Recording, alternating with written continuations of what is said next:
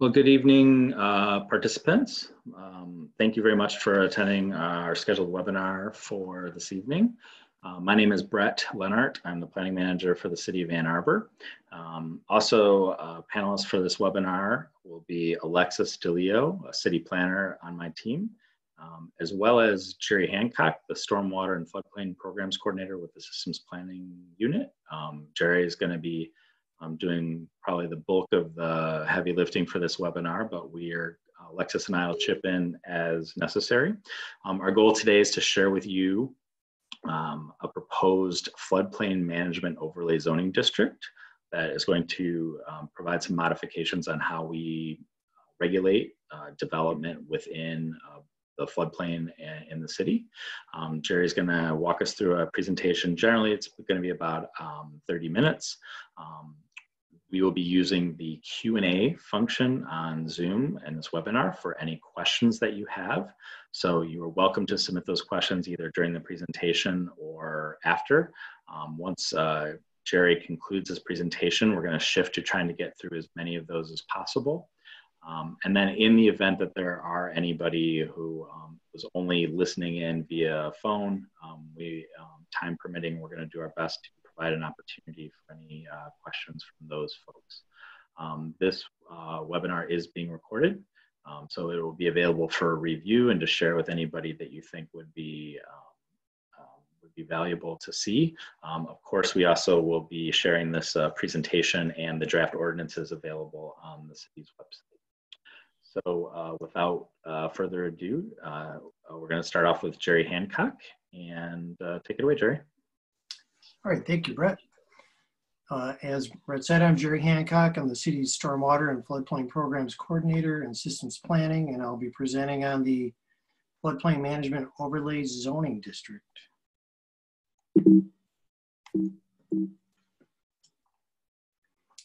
A Floodplain Management Overlay Zoning District is basically a flood damage prevention ordinance that establishes higher building standards within the floodplain with the intent to minimize public and private losses due to flood conditions. This came about from the 2007 flood mitigation plan. It was carried forward in the 2012 and 2017 hazard mitigation plans, and within the 17 plan, it specifically identifies this time frame we're in right now for accomplishing this ordinance.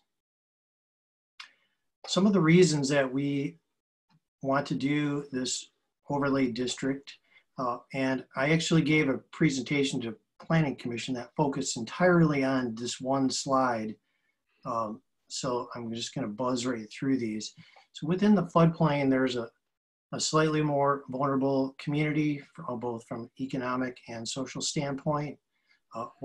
Changing weather patterns are causing more flooding than in the past, so higher risk. More flooding than in the past has also caused more flood damage. We know from studies that the city and others have done that in the future there will be more structures in the floodplain because the floodplain will more likely be larger. On a national level, flood insurance rates are rising, and that is fully expected to continue as the National Flood Insurance Program is woefully in debt. The city of Ann Arbor participates in a program that's part of the National Flood Insurance Program called the Community Rating System, and we actually get a 20% discount right now for the additional flood management activities that the city does that mostly I'm in charge of. And one of the benefits of doing this ordinance, we may get a better score and even lower the insurance rates further. And then the ordinance would give us an opportunity to apply the regulations, particularly floodway restrictions that the state has, the State Environment and Great Lakes Energy Department. And I will explain in this presentation why those regulations currently are not spread out evenly over the floodplains. So some flood terms that I'm going to use during this presentation. The floodplain is made up of two parts, the floodway and the flood fringe. The floodway is generally in the center, usually where the stream channel is, and that's where water is flowing with a destructive force. And there, as you can imagine, there are higher building standards or greater building standards within that area. The rest of the floodplain is called the flood fringe.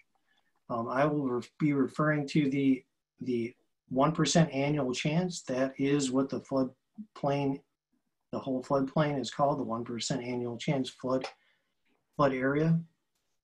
Previously, it was known as the 100-year floodplain. I may switch back and forth as most of my career, that's what we called it, the 100-year, but that does not mean that only once every 100 years we would have a flood of that magnitude.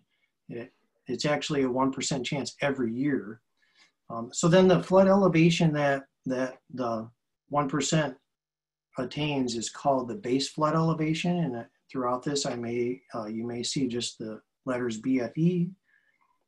And then I'll also use the 0.2% annual chance, which is equates to the 500 year. And I will explain a little bit more about that further also. So how does the state regulate floodplains? So wherever the state has jurisdiction, they require permits for fill or structures or any other modification of the floodplain. One of the major regulations is they actually prohibit residential construction in the floodway. However, the state only has jurisdiction where the floodplain has greater than 2 square mile contributing area. And I will show you some maps to explain that. So within the city, it's about 50% of the city, or the floodplains within the city, that are regulated by the state. About 50% are not, and that is pretty even with buildings and parcels. Here's a map of the city showing the floodplains in the blue and red. The areas that are circled in red on the map are the areas of the floodplain where the state does not have jurisdiction. One of the areas to keep in mind is Allen Creek, and I will show you some more detail of that coming up. This is a couple of branches of Allen Creek. This is the Murray Washington drain and the Eberwhite drain on the lower south part of the slide. They're on the old west side. They're in a historic district, but you can see there's quite a few structures within this area, and this is an example of an area where the state does not have jurisdiction. So the prohibition on residential construction does not currently exist. So to give you a better idea of floodplains within Ann Arbor, here's, so it roughly is about 10% of the land area within the city, 1,169 parcels. And the chart here shows a breakdown of the number of structures that are in each of the creek sheds.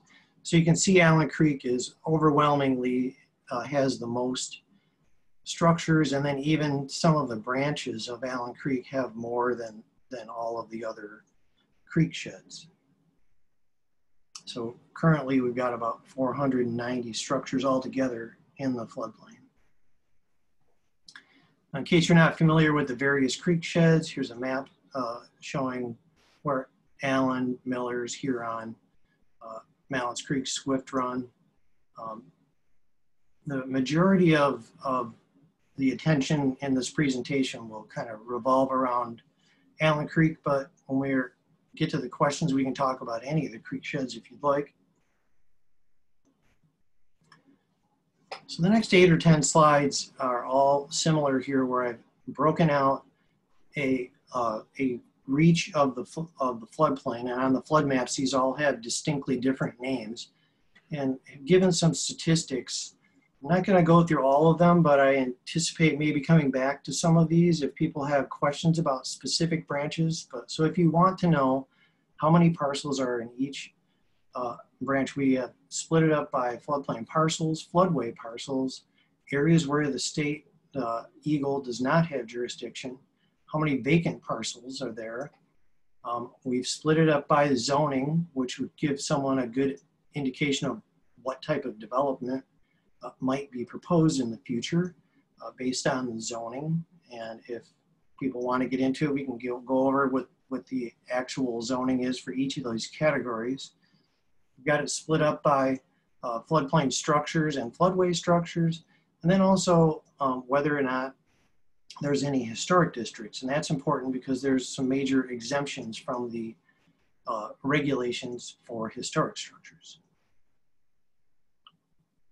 So we've got, I have split up here by the main branch of Allen Creek, the Eberwhite Drain, which is a branch of Allen Creek, the Murray-Washington Drain, which is also a branch of Mallett's Creek, West Park Miller Drain, which is also part of Mallett's Creek, the West Park Miller South Branch, Mallett's Creek, Swift Run Drain, the Huron River, where all of the creeks within the city drain to,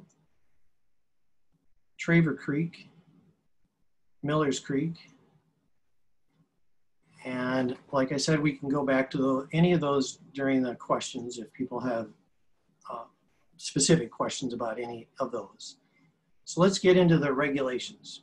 And before I explain what the proposed changes are, we'll have to go over some of the basics of what currently exists. So current floodplain regulations primarily come from the National Flood Insurance Program, which is in the Code of Federal Regulations. The majority of those regulations are reiterated in our Michigan building codes. In addition to the Michigan building codes, the state has their own set of regulations, which the Department of Environment, Great Lakes, and Energy regulates. Any of the creeks that are county drains, the Washtenaw County Water Resource Commissioner would have jurisdiction over those. And so then the city building and planning department, who implements the building codes, also have jurisdiction. One common thread throughout those, both state, county, and city, is that we all require, if there's going to be fill within the floodplain, that you compensate for the storage that's displaced. All have the same rules. The rest of the rules may be different from the various jurisdictions, but that one is common. So I'm going to talk a little bit about what the regulations are in the floodway, and then separately what they are in the flood fringe. So within the floodway, as I had already mentioned, the state prohibits residential construction where they have jurisdiction. Additionally, within the floodway, if a non-residential structure is proposed, it would need to be elevated or flood-proofed to 1 foot above the base flood elevation, which I mentioned earlier is the 1% annual chance elevation. So it's already required to be 1 foot above. And then also any development within the floodway would have to be demonstrated through a hydrologic study that it will not cause a rise in the flood elevation.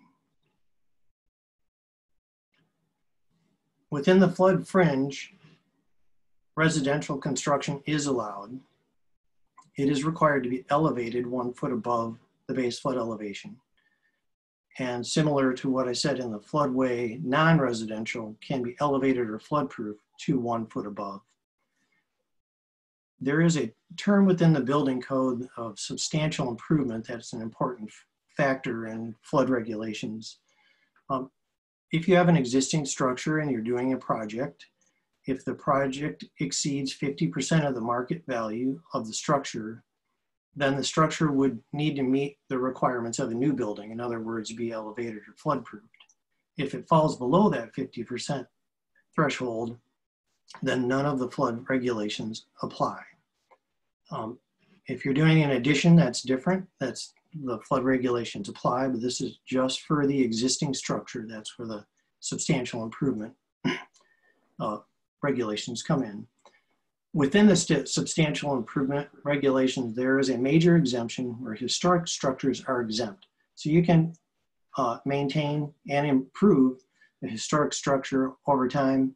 As long as you're not expanding it, you can do renovations and whatever and exceed the 50% market value and never have to elevate that structure. Now let's get into the draft ordinance. So the draft ordinance, the overlay district itself, we're defining as the floodplain plus 50 feet. The reason for this is that the flood regulations actually apply to the flood elevation, not to the boundaries that are on the flood map. And it does, for us, it does add about 500 parcels to what we regulate. But if a proposed or existing structure falls outside of the 100-year flood elevation, there's no regulations that apply anyways.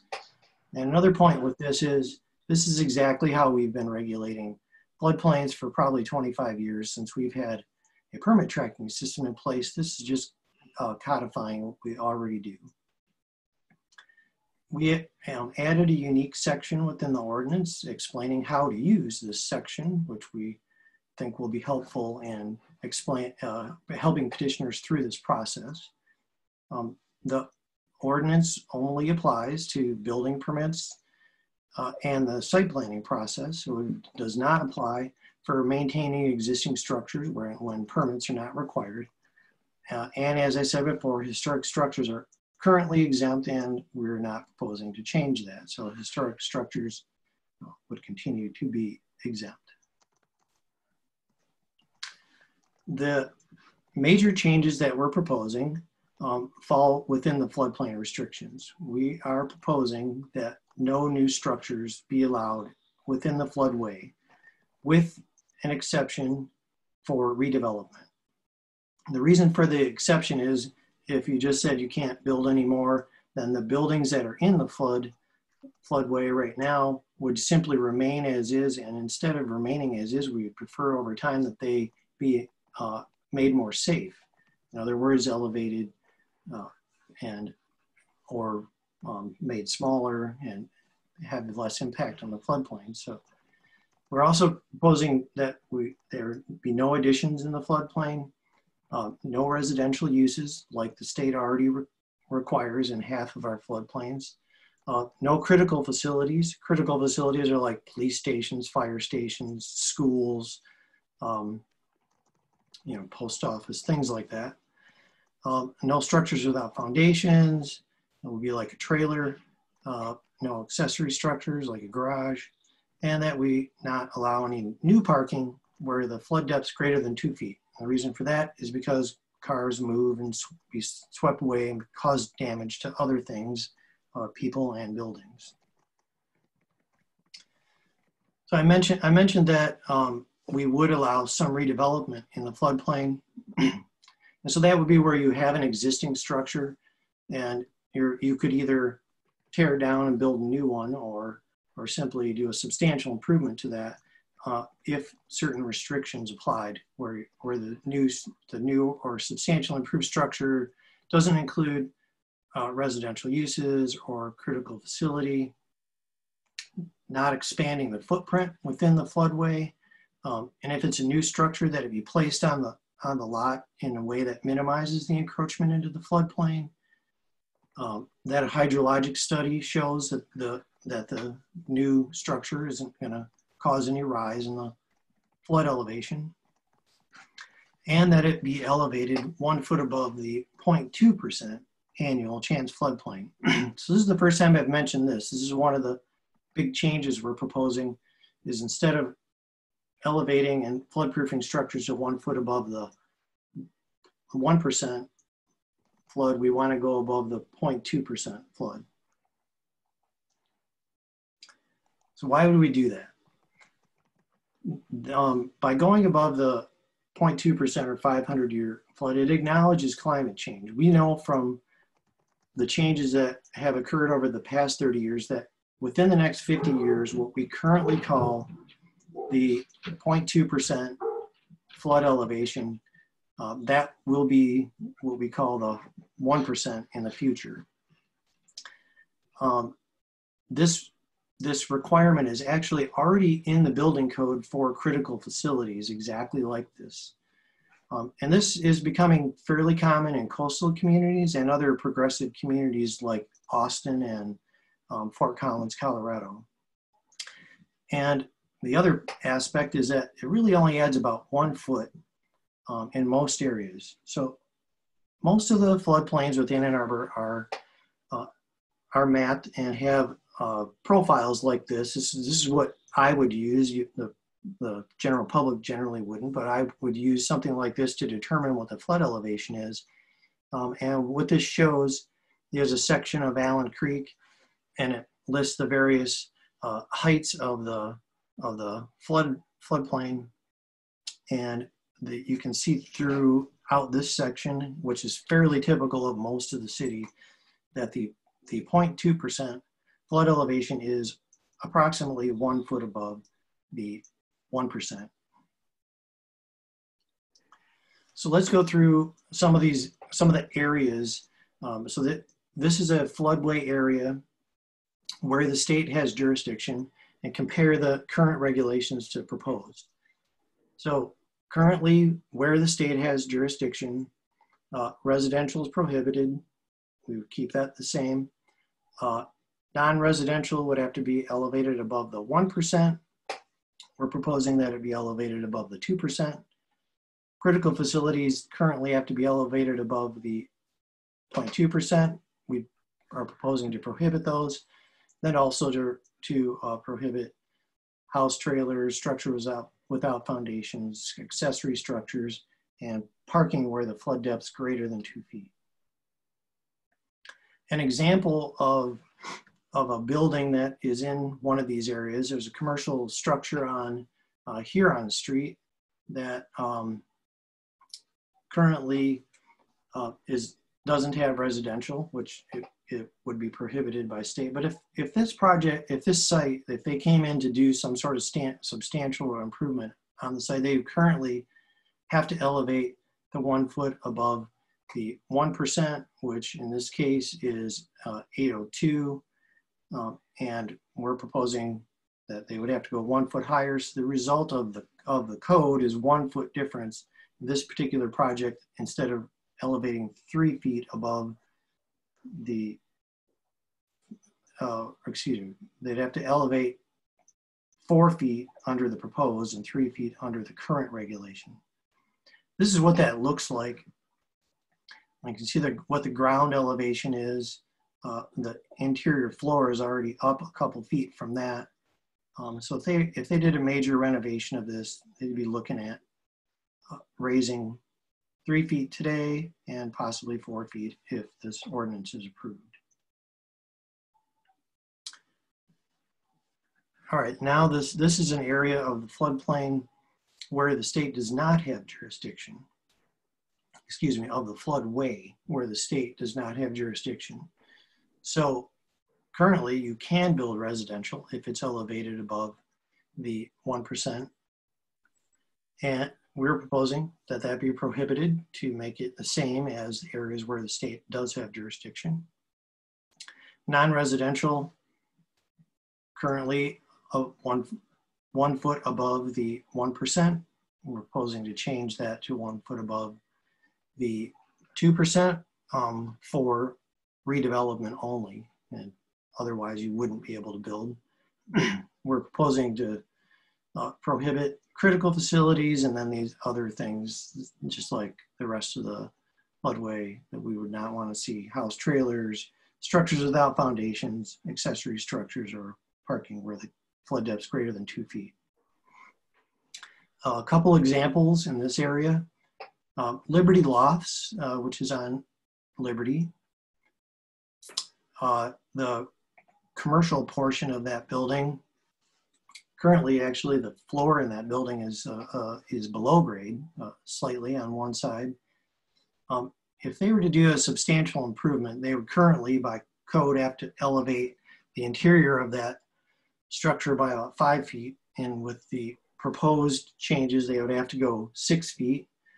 However, this structure is within a historic district, so actually the new code that we're proposing has no impact because they would not have to elevate this particular structure if they did a substantial improvement.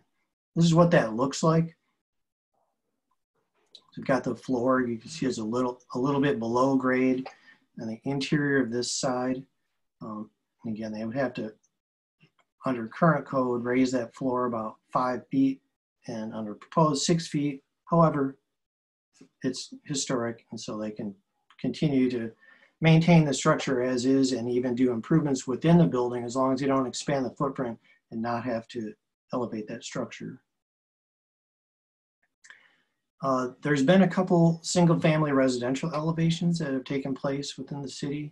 209 Murray recently elevated the structure for insurance purposes. They weren't required to because they're in the historic district, but they elevated the structure a little higher than 1 foot above. In fact, they went 6 inches higher than what the current code requires. Again, for insurance purposes. And under the new code, that structure would have had to go another 1/2 foot higher, 6 inches higher, if they chose to. Again, this is historic, so they really aren't required to do this. But this is what that structure looks like to give you a sense. So you can see it's a little tiny bit higher than the adjacent structures, but it doesn't look a whole lot different.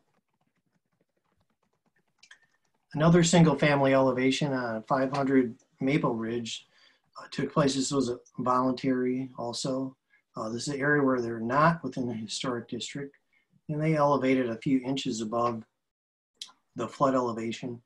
And the effect of the proposed code, there's 2 things. If they were following the code, they would have to be another 1/3 of a foot higher than what they elevated.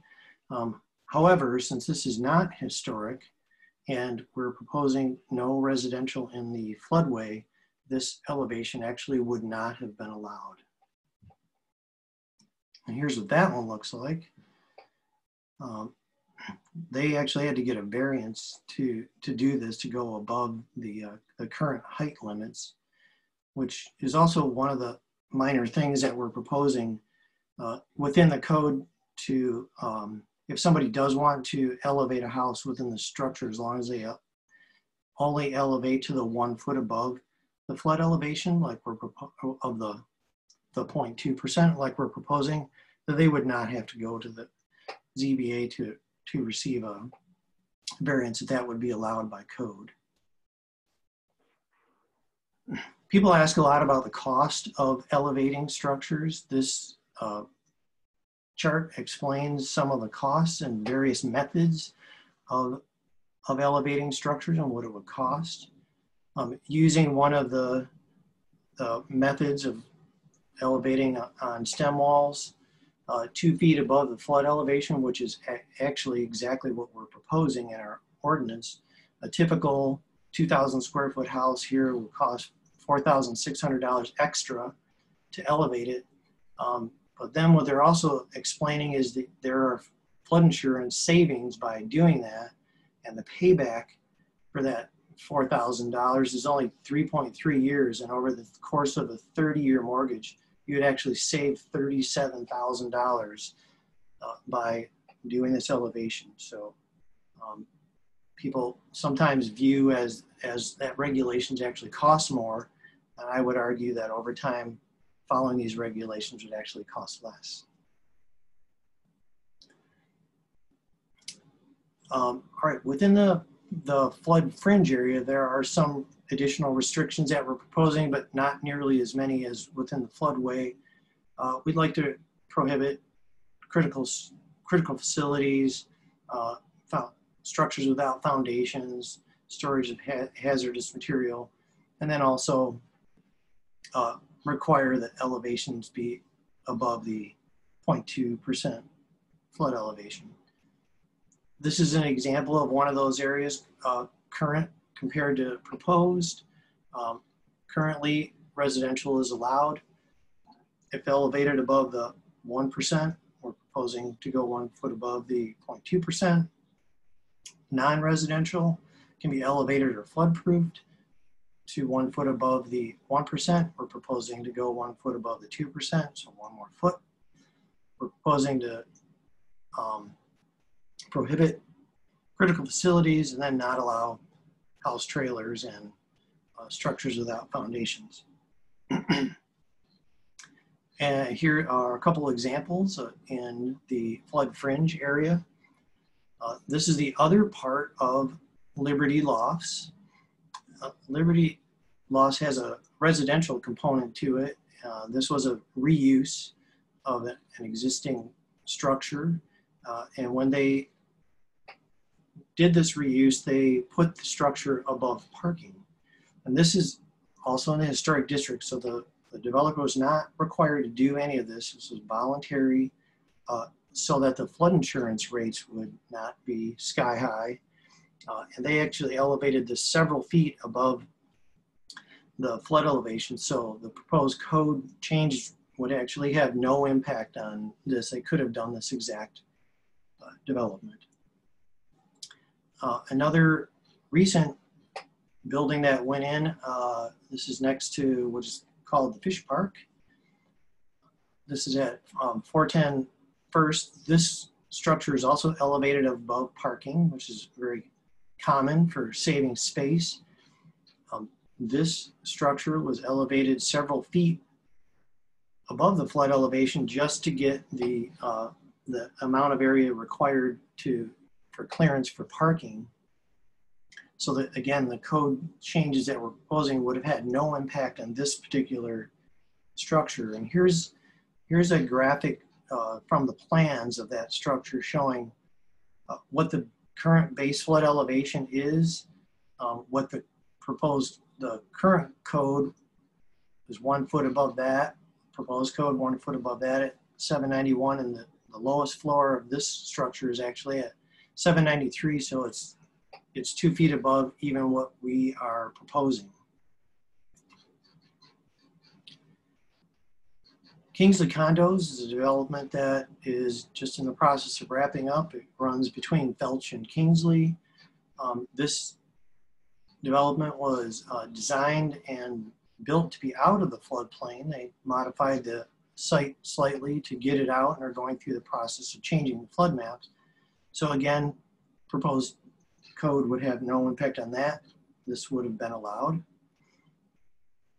There is a development just starting up on Ashley Street called the Gallery, and the code changes would also have no impact on that because the development concept there was to change grades a little bit so that the building that is being built will be out of the floodplain.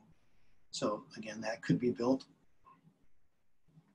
Some other regulations that we're proposing within the ordinance, we'd like to better define what market value is. It's an important factor in doing substantial improvement determinations, and we have professionals on staff at the city assessors who we'd like to rely on what they use.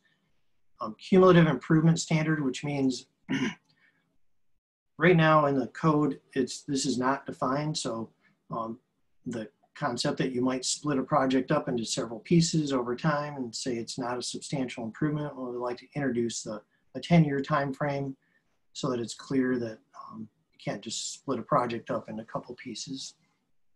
And then equivalent compensation means if you're going to fill the floodplain, you need to compensate by excavating from the floodplain in an area that is like at equal elevation so that it has the same mitigating effect as what you're proposing. So some of the benefits of doing this ordinance would improve safety and welfare. This would reduce loss of life and property. This would save money and resources necessary for emergency response. That's the city's response during a flood event. It was going to clear up the permit process. As I showed earlier, there's 3 different levels of jurisdiction, and it's fairly complicated right now, and this will kind of pull some of that together and make it clearer.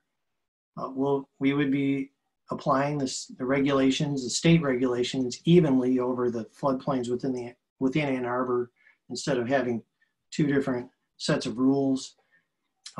And the effect of this, it would potentially lower flood insurance rates on structures that met this requirement and potentially improve our rating within the community rating system to, again, lower flood insurance rates. This chart is a summary of some of the things that we've talked about already and explains the difference between the proposed code and the current code. And that's the end of the presentation, which we can now take questions, and I will leave it on this slide here as we moved into questions. Great, thanks a lot, Jerry. We've got a lot of good questions and comments already, and I anticipate some more will come. Let's start with a few relative to what I would say is a philosophy. Why allow construction in the floodplain at all? Should we allow, a specific question as it relates to, should we allow construction in the flood fringe at 415 West Washington? Should we allow construction in the floodplain on other sites? A couple, and I think some specific questions for you, Jerry, in those regards, given your expertise. I'll just start from sort of a planning lens. I think that they are great questions. This proposed set of regulation definitely makes flood fringe development much safer and much more positive in maintaining our stormwater and or specifically our floodplain sort of natural infrastructure in the community. If we were to go further and say, no, let's not even restrict it as we are. Let's just say, let's pass an ordinance that says you cannot do anything in it going beyond what we're saying now about drastic restrictions on your ability to do anything in the floodway, but to take that further to the flood fringe. I think definitely from my lens, that would help advance the sort of functionality of those floodplains. However, from my lens, I think this is a really appropriate balance in meeting and advancing safety goals and floodplain goals while allowing some limited development in an appropriate manner. But Jerry, I'd appreciate your perspective on that too, to the questions. Yeah, I think you're spot on there. As a floodplain manager, obviously, the closer we get to not allowing development at all, the better from a floodplain management standpoint. But it is a balancing act, and you know, we're in an urban area, and so the regulations that are proposed have kind of taken that into account. We're proposing safer, much more restricted development within the floodway, and safer development within the flood fringe, so that we're getting closer to being safer. Another one of those related questions was sort of recognizing the limitations of the flood insurance rate maps. And another question relating to those who are often working on site development activities. What are the resources available to understand, well, I guess two questions: how to approach the limitations of the firm maps, and what are the resources to investigate the 0.2% flood elevations versus the 1%? So limitations on the flood maps. I mean, the flood maps they're put together for two purposes. As the title suggests, flood insurance rate maps. They are used for determining insurance, whether insurance is required or not, and then partially to help insurance agents determine flood insurance rates. They also include flood elevation information, which is in more detail in something that is part and parcel to the flood maps. There's a flood insurance study, and there was one slide that I showed that showed a cross section of the floodplain. That is a little piece of the flood insurance study, and the flood insurance study lists a lot more detail than the flood insurance maps. That's where you get the the 0.2% or 500-year flood elevation. You get those from the flood insurance study. The boundaries of the 500-year or 0.2% are shown on the flood maps, and they're shown on the product that we have out on our website too, which is comes from the exact information that the flood maps come from. It's just presented in a more user-friendly format. So you can see where the 500-year is graphically on the flood map, but then if you want to get the elevation, you go to the flood insurance study to figure that out. So when it say limitations, I mean, they're limited in that we're actually obligated by law to use them. We are limited. We can't regulate floodplains differently than the flood map unless we get whatever regulations we're proposing approved by FEMA. You definitely can't regulate to a lesser standard, but you can regulate to a higher standard, which is partly what we're proposing. And if in some communities, they go further and regulate areas that are outside of floodplain on flood insurance maps. They typically call those local floodplain areas. It's becoming common, and if the public is interested, I wouldn't be surprised if we move in that direction in the future. We're not proposing that now, though. So could you, I'm sorry if I missed it, where would you find those study maps for the more detailed information? Are those publicly available? Yes, so it's called the Flood Insurance Study, and on the city's website, the same page where there was a link to this presentation, we do have the Flood Insurance Study PDF version on there. There's a one page is called Building in the Floodplain, and that's the page you'll find that on. Great. You can also find all that stuff on FEMA's website, but it's a lot quicker to find it on ours. A couple of just more comments that I want to address. Buildings in the floodplain are going to be ultimately damaged, and it seems like most would just recognize that threat and remove the structure. Sometimes the cost, separate from regulatory, the actual risk and insurance costs associated with significant development in a floodplain can be a barrier to projects. And so it might, somebody mentioned community experience specifically with Liberty Lofts, that's trying to extend residential into all aspects of that site just would have been prohibitively expensive just to finance. That in recent history, there have been sort of other community experiences of people, of fatalities of people trying to access cars in floodplains. And I guess I would just say to all of those things, a lot of those points are the reasons driving us to at least try and improve some of our regulations, hopefully to eliminate those things, but certainly to try and minimize the potential in the future. Jerry, something that we've talked about and a question's come up. Can you talk a little bit about the First Street Foundation's floodplain maps that were recently released? Yes. So there's a consortium of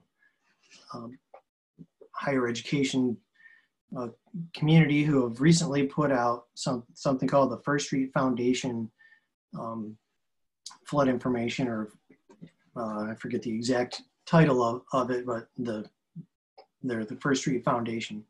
They put out new maps nationwide, which compared to FEMA maps is a dramatically bigger coverage, because FEMA maps actually only have covered somewhere around a third of the nation. The maps that were put out show a lot larger floodplain in all areas. I've reviewed it for the city of Ann Arbor, and it shows quite a bit of area beyond the floodplain for Ann Arbor. So there's many things about it, but so basically some of the information they used is kind of aggregated, and they didn't use the same level of detail that the flood maps are, so they're generalized. In other words, like from a contour standpoint, they used I don't know the exact number, but it's greater than 10-foot contours. I think they use 20-foot contours, whereas our flood maps are based off 5-foot. When we do regulation based on 1-foot contours. And then in fact, during development, it's based on survey data. So it's like, you know, way lower than 1 foot. It's a 1/10 of an inch. So they're a real broad brush stroke, but what they're also showing is they've taken into account climate change. So it's a good lens into what floodplains might look like in the future. They obviously have no regulatory bearing because we're obligated to use the FEMA flood maps. But it's a very interesting thing to look at. It's a good resource. I would definitely encourage people to use it. It could be used it could be used in planning. It could be used for people trying to make decisions on whether to purchase a house or a building or not, because it's probably where the floodplain maps are going to end up in the future, is looking like that. But right now, it's a very general planning tool, I would say. A couple of questions about terminology, and my apologies if I've muddied the water on this. Could you just clarify the term? Somebody has commented that the term flood fringe is taking the place of what we currently call floodplain. Can you just remind us again of what the terminology is? Sure. So the floodplain is made up of two parts, the floodway and flood fringe. So the flood fringe is actually in our code. It's defined as the portion of the floodplain outside of the floodway. So the floodplain is the whole. The sort of most critical, highest at-risk area is the floodway, and the flood fringe is sort of the ancillary storage area of the greater floodplain. Yes. Yep. Can you talk a couple questions specifically about, I think that are mostly geared towards residential uses potentially. One, does the new code mean no new accessory structures within the flood fringe area? No, we're only, and the chart that's up here right now shows that. So that would be called an accessory structure, like a garage or something. We're proposing to prohibit that in the floodway. It would still be allowed in the flood fringe. The current building code, like if you were to build a garage in the flood fringe, which there was one built on Spring Street about a year and a half ago, they had to put flood vents in, follow the building code so that it allow water to freely flow in and out. So we're not proposing to change that. How do residential basements play into the elevation of residential structures? So basements are not allowed in residential construction currently in the building code. We're not proposing to change that. So on a new structure, you can't have a basement. So the exceptions to that would be an existing structure in the floodplain in a historic district has a basement, and because historic structures are exempt from the requirements, if you were to do a substantial improvement, you wouldn't have to remove the basement. If an existing structure were anywhere in the floodplain outside of a historic district and you're doing a substantial improvement, you would have to remove that basement. You have to elevate the structure so it's above. You can have a crawl space that's below the floor and above the ground, let water come in and out, but you can't have a basement. It's currently prohibited by code. I think a couple follow-ups to sort of something that I generalized, and I think people are interested, particularly in your thoughts on this more specifically. So let's go back to 415 West Washington, Jerry. This is a site that the City Council has directed to look at, we sort of tasked staff with a community engagement. A series of goals were identified, and sort of a proposed development scenario has now been identified that is now subject to further refinement and potentially a pre-entitlement process based conditioned upon some other factors. This proposal would, the recommended proposal would not include any physical development in the floodway. It would allocate all of that space to the proposed tree line trail. However, it does propose physical development on the flood fringe portion of the site. As designed currently, it would have to be elevated above the 0.2% flood chance elevation. The parking as well could not be more than 2 feet below that level. And so sort of a desire to hear your opinion, I think a little more explanation of that balance between accommodating development in the city or taking a harder line. Yeah, so the scenarios that were proposed, Brett had showed me some of those, and they do meet the current building code.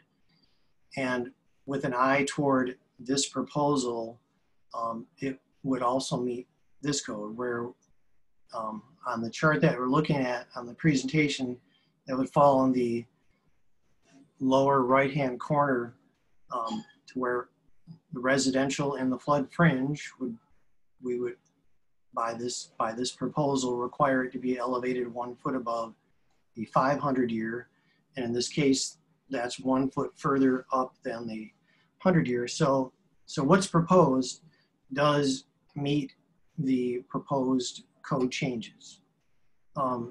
If I put on a different hat, so floodplain management has lots of different parts to it. I talked about the community rating system. The community rating system has like 50 different areas that you can get various points in for doing floodplain management. Building codes are a big part of it, but it's only one area. Flood mitigation efforts, like I pursue flood mitigation money to remove structures. Showed a picture of the fish park there. That was an area where we got FEMA money to remove a structure from the floodplain and create open space. You know, from my standpoint as a floodplain regulator, that's my goal, is to get to that point. So I personally don't want to see 415 sold. I shouldn't say personally, it's not me. It's more like the regulations or the goals that I am pursuing as a floodplain manager. I wouldn't want to see development happen there. But like Brett said, it's a balancing act, and we're not proposing a code that would prohibit that. It's just that I would want to go further as a floodplain manager, and you know, there may be other interests there. Another specific site question. Recently, a development's being proposed for the former DTE or Mishcon gold gasification site along Broadway. What are your thoughts about that proposed development, given its proximity to the two dams? The dams are definitely something that is a little scary, because there really aren't regulations that say you can't build downstream of a dam. So we can't make that. We actually have dam inundation, meaning dam break inundation maps. And we can't make people build above that elevation. There are no regulations anywhere in the country that I'm aware of. So you can't do that. However, I'm part of the review process for development, and provide my comments to people like Alexis and Brett and to the developers. And I've worked with them, and all of the buildings that are proposed on that site, they have elevated the lowest floors above the 500-year to to comply with the proposed code.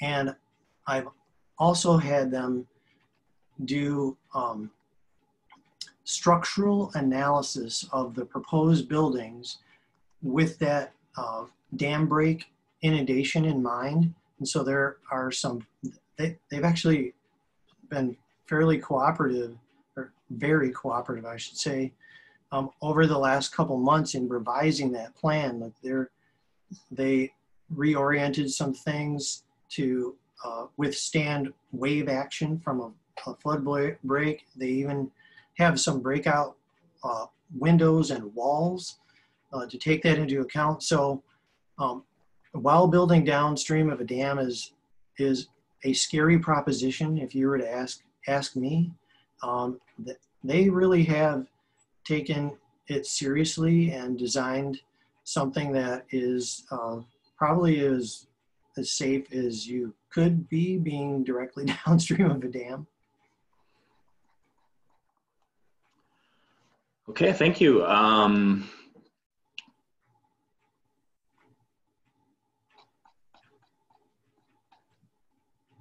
What would this regulation mean for a structure if it is destroyed in an area where it is now prohibited?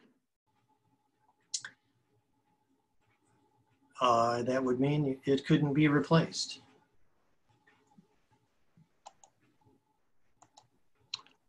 Have there been any evaluation on the impact of these changes to property values or the city's assessment of the value of those properties? Not these specific regulations, but I can say, like on a national level, I'm very active in our state floodplain association. I'm actually the executive director of it.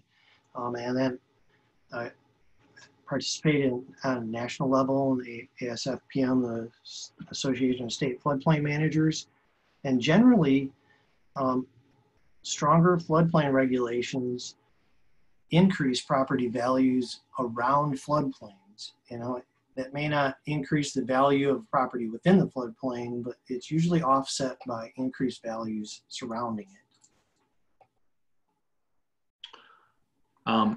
Sort of related to that and back to the 415 site, a question about, do you have any sense of how flood insurance would impact development of that site? I mean, maybe some of the questions, obviously, if no development occurred at 415, there would be no impact to flood insurance. If existing structures were renovated or rehabbed versus constructing something new that is elevated, do you have any, is that something you have any way of sort of projecting or at least sort of commenting on how that might impact different flood insurance impacts to what happens there? Yeah, we could have a 2-hour conversation on this question. Flood insurance is a complicated animal, and it's changing all the time. But a few points. If you build a new structure in compliance with the current building code, the insurance rates that you're going to pay are going to be as low as they possibly can because you're building in compliance. So existing structures that don't comply with the building code actually get subsidized currently. So they are not paying exorbitant rates, but the National Flood Insurance Program is billions of dollars in debt. And every time it comes up for reauthorization, there's discussion about changing and particularly getting rid of the subsidy for structures that were built before the flood maps existed. They're called pre-firm structures. Congress actually took that away at one point, and there was so much outcry on the increase in flood insurance and what it did to property values that Congress quickly undid what they had done. And so for about the past 5 years, flood insurance rates on residential property have been rising at a rate of approximately 18% per year. Eventually they'll get to what's called actuary, which is what the insurance rate would be if you just took the risk into account and didn't have this this subsidy, that is the direction of things. Flood insurance rates are going to continue to go up. The program is not sustainable. FEMA and the National Flood Insurance Program have a major effort going on right now to institute a new way of calculating flood insurance. It's called Risk Rating 2.0, and I can guarantee the rates are going up, not down. And they're moving toward taking into account actual risk and not just subsidizing these things. So a good example is, I'd mentioned earlier, if you're in a historic structure, you're in the floodplain. And if you do a substantial improvement to a historic structure, there's no requirement in the building code that you elevate. But insurance rates don't work like that. Insurance doesn't take into account the building code and that there was an exemption. If we move to actuary rates, you would pay based on what your lowest floor is. So if you have a basement in the floodplain, it's going to be exponential per foot increase that you are below the flood elevation. So over time, as the flood insurance rates changes, the insurance rates on existing structures is going to move rapidly up. New structures that are elevated above the floodplain, their rates are not going to be very high at all because it's a safer structure. Speaking of safer structures, what does it mean to flood-proof a structure instead of elevating it? So there's an entire set of regulations around floodproofing. So elevating obviously is just moving the structure up. Floodproofing is, there's two different methods. There's wet floodproofing and dry floodproofing. And basically you're either keeping water out of a structure or allowing water in to equalize hydrostatic pressure that's caused by the water outside. So in the building codes, there are regulations. One way to wet floodproof would be to have flood openings, allow water to go in and out. And there's certain calculations, and we do this all the time with new buildings.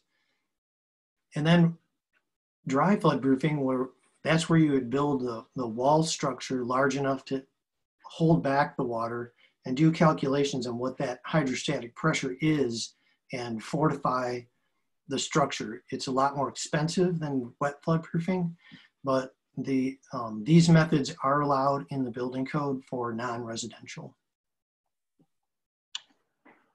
A couple of questions I see them similar. Are the floodway and floodplain maps based on history, projections, and how are they evolving due to climate change? So the FEMA maps do not look forward. They're based on the past. They're a model, obviously they're a hypothetical model, but hypothetical model based on past flooding information. So it's a calibrated model based on previous flooding. That's where some of the questions earlier about the First Street Foundation information, those maps project into the future and take into account climate change. The FEMA maps do not. So are these regulations not going far enough because we're sort of lowballing based on not looking forward enough? Well, the maps are good for, I won't even say today, they're good for 15 years ago. So yeah, the flood maps are not quite a representation of what the current day. I mean, if you were to do mapping today, the flood elevations might be a little bit higher. Do we rely on those maps, or do we rely on that flood elevation data? Well, we're obligated right now to use the flood insurance maps that include the flood insurance study, which has the flood elevations.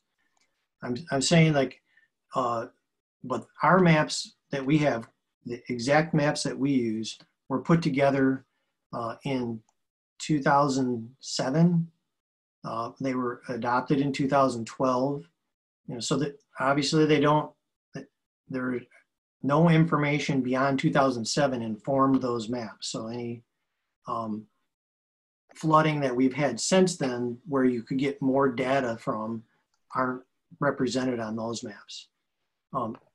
Whereas that's one way communities they can come up with do their own studies. You can even take into account future, like, build out scenarios and regulate, but you'd have to do that like at the local level. If you're just simply following building code and following FEMA maps, that would not take into account present day flooding or future. It's a static line in the sand on when those maps were made. And ours basically, even though they're dated 2012, they were made in 2000. The study was done in 2007.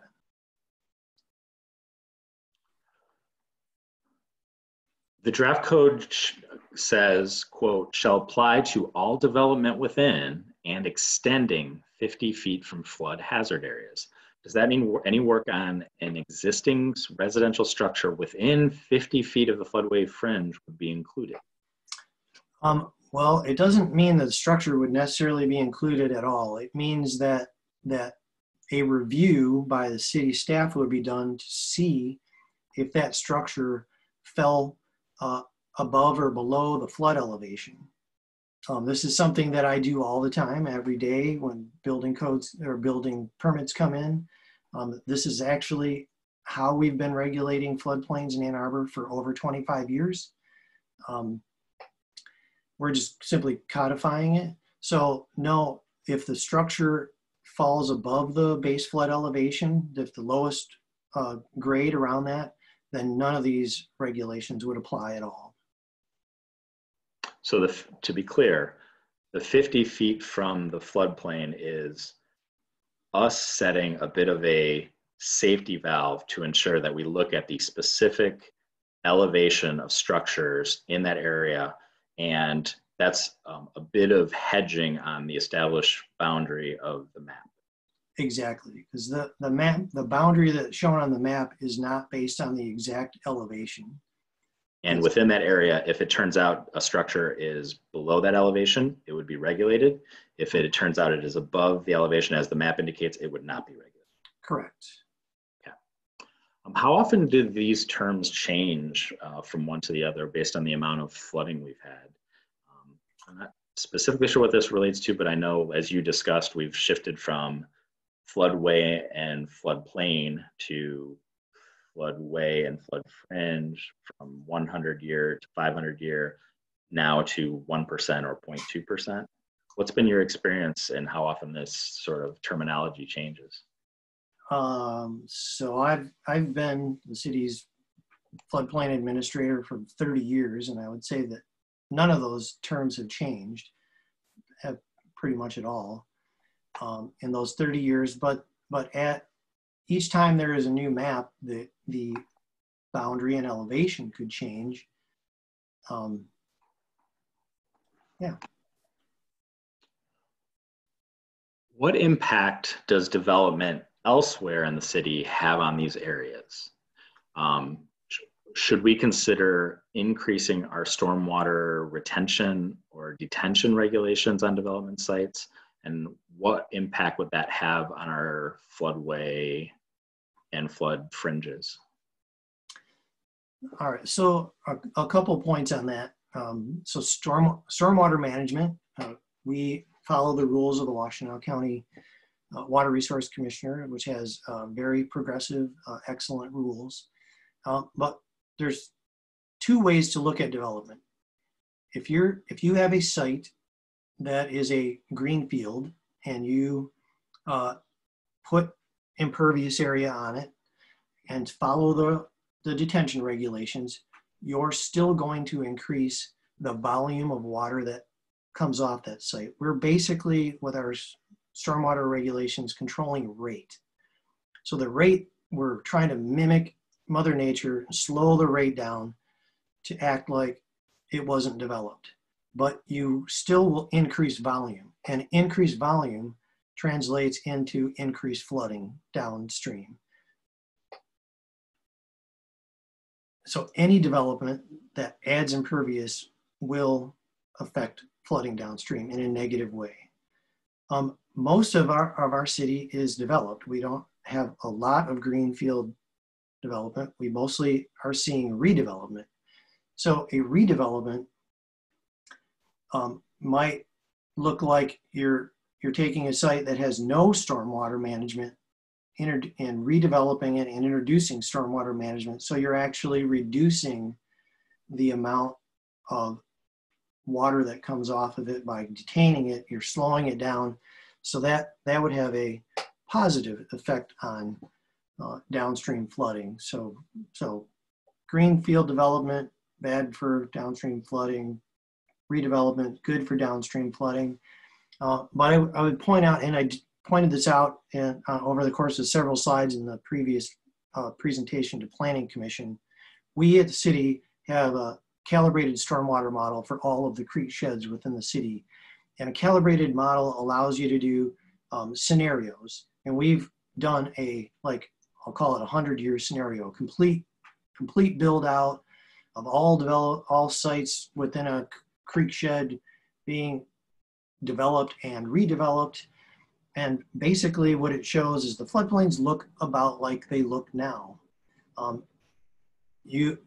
Over time, we would improve flooding in small events. We could almost eliminate flooding in small events, but in large events, pretty much going to look like it is now. So floodplains are not going to go away. We can't build our way out of floodplains as far as like by putting detention in. So even if we increased our detention requirements, you're still going to have a floodplain because generally you just can't hold enough water back. Are there other approaches to improve the function and capacity of floodplains other than tightening restrictions on structures? Sure, there's lots of ones. You can remove structures. You can remove impervious area and turn it back into natural function flooding. Or a good example is you can use infrastructure. I don't know how many are familiar with the Allen Creek berm opening project that's going on right now. That's a project that I've been working on for about 14 years, probably about as long as this ordinance. But that project is being implemented right now. We're putting several tunnels through a railroad berm that acts like a dam and taking the flood through there. So we're reducing the flood elevation in that area by as much as 6.5 feet. And we're going to change the flood maps to reflect a smaller floodplain. So that's an example of a kind of the opposite extreme of building codes, to where you're actually manipulating the floodplain to make it smaller. If you wanted to, if I wanted to sell a condominium in a historic structure, are you aware of what additional requirements aside from obtaining flood insurance would be required from a seller or buyer in that transaction based on these regulations? In a historic building, this change would not affect a historic building. Or the transaction of units in that. I think no. other than flood insurance. No. Right. Right. Now, what it would do, since we're proposing to not allow additions. So if they wanted to put an addition on, if that was the intent, we're going to buy it and put an addition on, we are proposing to prohibit the additions. That would be a change. There's several more comments that I feel like that we've covered, but I just want to remind everybody, all of your comments or questions will be part of the record of this that will be transmitted both to Planning Commission and ultimately to City Council. There still is a lot of, I think, policy level decision and feedback being provided. Lots of feedback suggesting that we should go further, that at least that's how I'm interpreting it, that we should go further into the balance that both Jerry and I were discussing, and just go further to say, let's just prohibit development in the entire floodplain, both the floodway and flood fringe. That would be a perfectly valid policy decision if the city decided to take. I think you've heard that it would improve the functionality long-term of these. It would have a pretty impactful effect on property owners that have properties and structures located in these areas. And, but I do think that is, we recognize that those are both sort of directions that the city could go in. What's being proposed now is definitely something in the middle of that. A lot of questions here about, I think, sort of the practical side of this. So there's a lot of definitions in the proposed ordinance. Maybe we can go through some of them, Jerry. I don't know if you're going to need to sort of get the ordinance handy or not.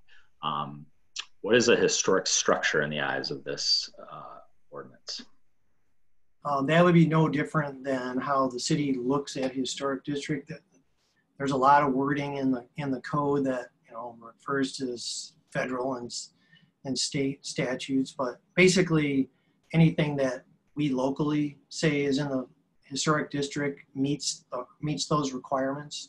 So this ordinance doesn't regulate historic any different than our historic districts. Can you talk a little bit about alteration, substantial improvement, and how that calculation is made? Sure, a substantial improvement. So if you have a structure that you need to do some maintenance on, if you whatever you're doing to it, let's say it falls below permit thresholds, well, then the city doesn't get involved and there's no calculation. But if you're doing something that you're starting to move walls around, or just anything that would normally kick in a building permit, then it kicks in a substantial improvement calculation. And that calculation can include items that would normally be considered maintenance, because you should look at the whole project. So if painting is a good example, you don't need a permit to come in and paint your kitchen. But if you're hiring a contractor to do a kitchen renovation, painting is part of the project. So it is included in the substantial improvement calculation.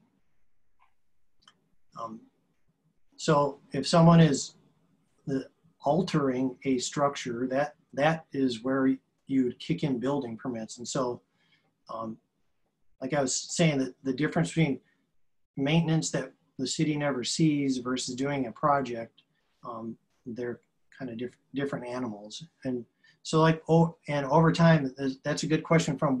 We're proposing to put a time frame on substantial improvement, and say over a 10-year period. So during a 10-year period, if you're painting that house or room or interior or whatever, the city's doesn't have permits or records of that, so it wouldn't ever fall into some substantial improvement calculation. But if you did a kitchen renovation, and then you did a new roof, and then you did a second-story bump out, and all within a 10-year period, we would look at the cumulative cost of all of those permitted projects, and that would all go into the substantial improvement calculation to see if you tripped that threshold. What do you envision some of the most impactful result of these regulations, specifically as it relates to non-conforming structures? Like maybe as a residential structure or an accessory structure, where do you think do you have a sense of where the most likely sort of nexus will be of existing conditions running into challenges for either maintenance or reconstruction under these regulations? It probably is that residential prohibition, which already exists in 50% of our floodplains. It's exactly the same, but in areas where state doesn't have jurisdiction, that is a pretty big change. So we're, you know, if we're not talking about a historic structure and say you have a residential structure in the floodway and it gets damaged by a flood beyond 50% of its market value, under current regulations today, you might be able to rebuild that, and under the proposed regulations, you would not. That's definitely the most extreme aspect of the proposal. A question about future outreach to affected property owners. In short, this webinar is intended to accomplish a lot of that.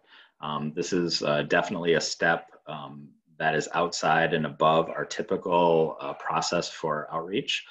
The next opportunities for feedback on this will be a public hearing at the Planning Commission. That will be noticed both publicly, and we send that out to all neighborhood associations as well. If it's something you are interested in, please keep an eye out for that. It's also posted on the city's website. And you can also contact either Jerry or the planning department.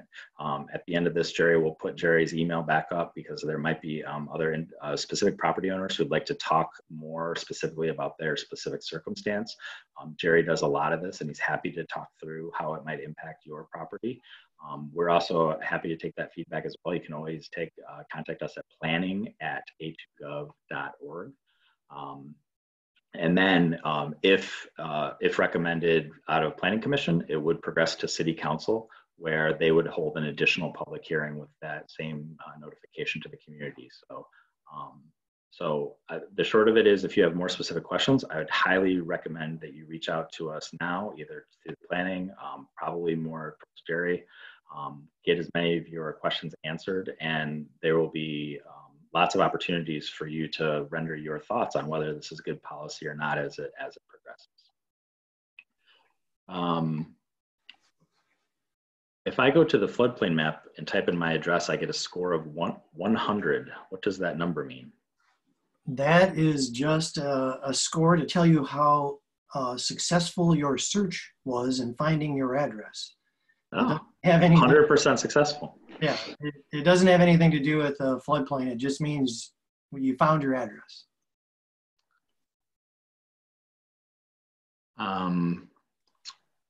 The railroad berm project does not appear to change the floodplain much, particularly at the 100 and 500 year storms. Can you sort of re-summarize what the city envisions that project having an impact on relative to floodplains? Yeah, so I would say it changes the floodplain a lot because we're dropping the flood elevation at the railroad tracks from roughly 10 feet to about 3.5 feet. So 6.5 feet of drop in flood elevation is huge. It's huge. The fact that we're dropping it by that much is why FEMA has given us a flood mitigation grant for over $3 million for that project. The flood maps themselves,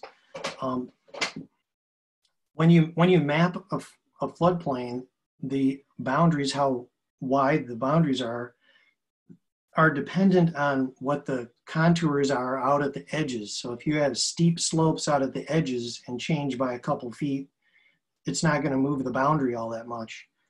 And that's kind of the case in this area as you move out to the edge of the floodplain, particularly on the west side, there's all sort of steep slopes. And so we're not changing the floodplain boundary by that much. On the east side of the floodplain, we're actually changing it a lot because it's not a steep slope there. But that is a process that we're going to be going through as soon as the pipes get completed. We're going to survey it and go through the final map changes. So to keep in mind, so the flood elevation in that area currently is basically at the elevation of the railroad tracks. And since we're lowering it, the impact of that only goes back as far as that same elevation of the tracks meets the ground. And going downstream, that meets the ground about in the middle of 721 North Main, the old city yard. And so our impact from the project extends about to Felt Street.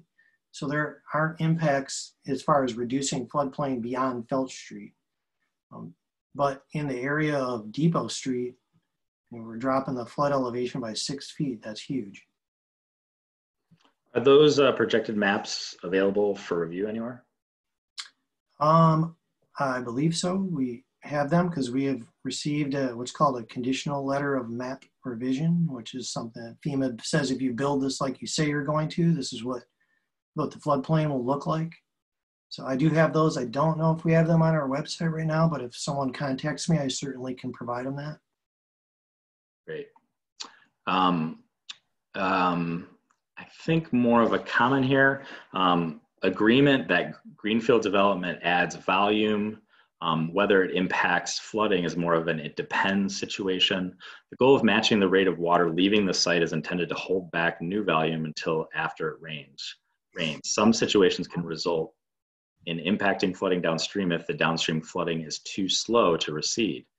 It is relevant to note the reason we have flooding in the city is that most existing homes and businesses were built before any new stormwater management and really caused those flash flooding spikes. Retrofitting existing neighborhoods with little or no stormwater detention is a way of solving existing flooding problems. I presume you would agree with that, Jerry? Yeah, sounds like a stormwater professional wrote that. Yes, I would.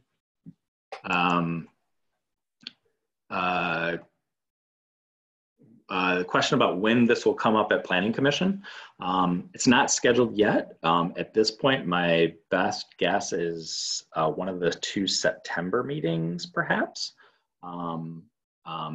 Probably off chance, maybe we could hit the late August agenda. I will try to put together a better, a more precise estimate for that, and I can share that with everybody who is an attendee on this webinar. Certainly. Going back to dams, just a comment that the Argo Dam was almost lost in the 1968 100-year flood.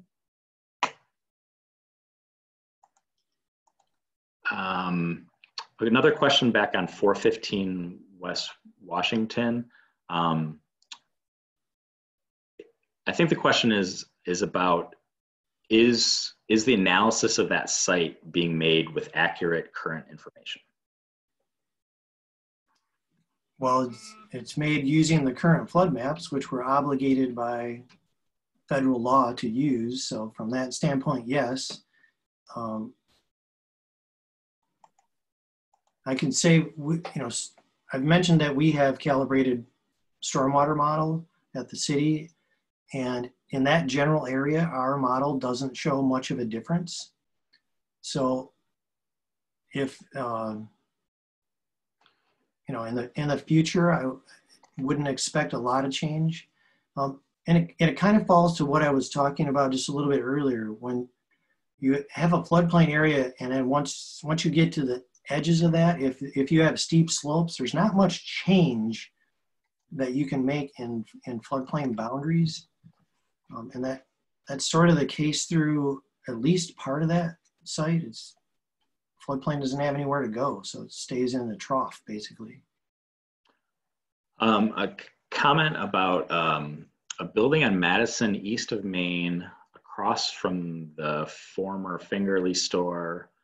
A use was flood proofed at construction in the Allen Greenway. I guess this is sort of maybe an example of maybe a building that was flood proofed other than elevation. Are you aware of any examples over there? Well, the U of M doesn't come to us for building permits, so no, I'm personally not aware of that, but that the structure you're talking about is non-residential, so flood proofing would be allowed by the building code. Okay, great. All right, so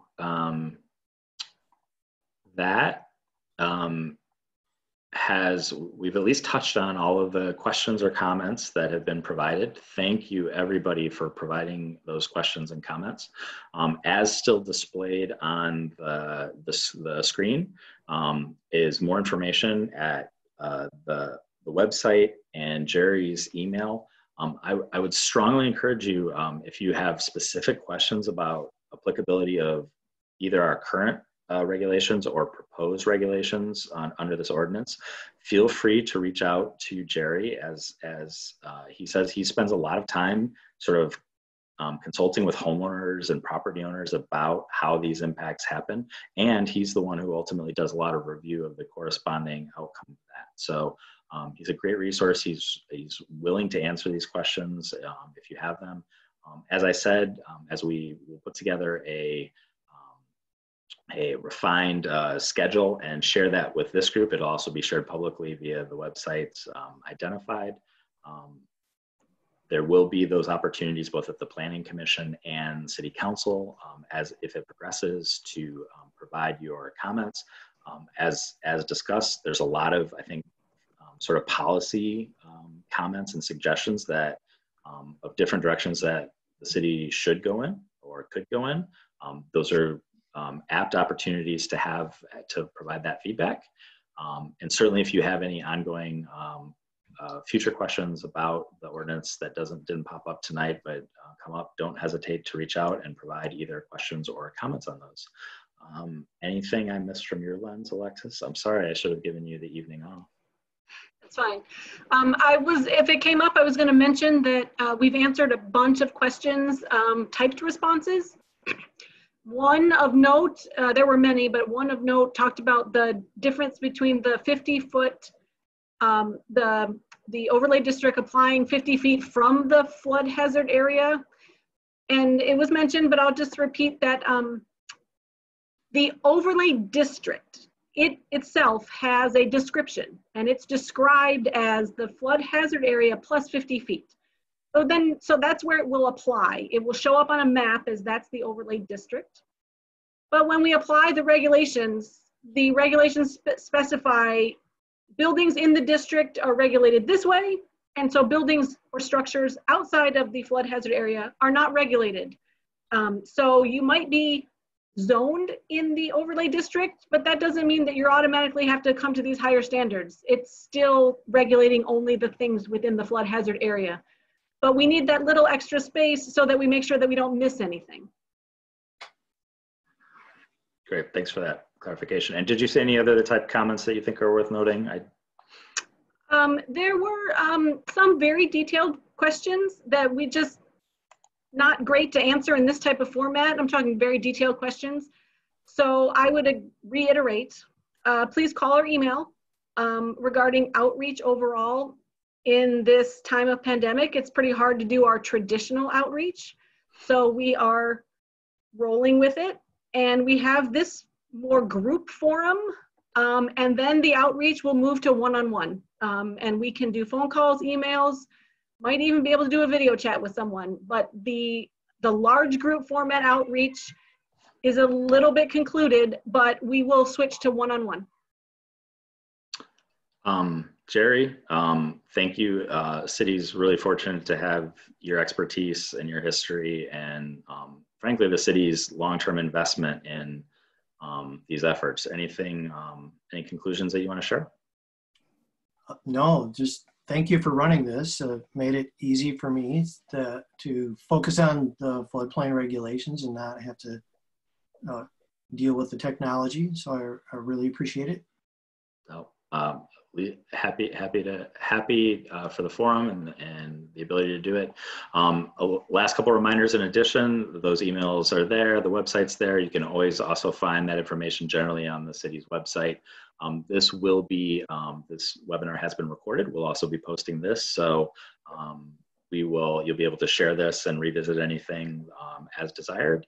And again, all of your comments and questions will be appended to a report as this progresses through the process. So I think we'll leave it at there. Thank you so much, Alexis. Thank you, Jerry, and thank you to all of you participants. Really appreciate your interest and your questions and your perspectives, and look forward to continuing the conversation. Have a great evening. Thank you.